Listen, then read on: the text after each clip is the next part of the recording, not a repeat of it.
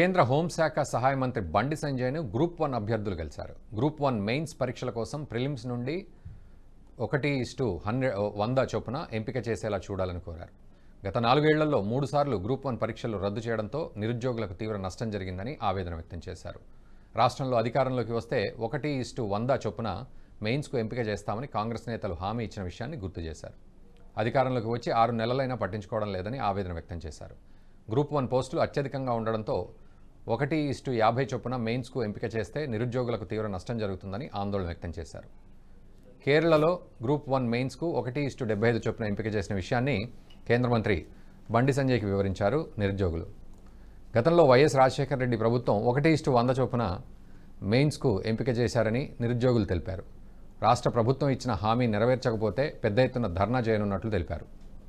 మరోవైపు నిరుద్యోగుల డిమాండ్ న్యాయమైనదేనన్న బండి సంజయ్ ఎన్నికల్లో ఇచ్చిన హామీ మేరకు మెయిన్స్కు ఎంపిక చేయాలని ప్రభుత్వాన్ని కోరారు. నిరుద్యోగుల డిమాండ్ను రాష్ట్ర ప్రభుత్వం దృష్టికి తీసుకెళ్తానని హామీ ఇచ్చారు బండి సంజయ్.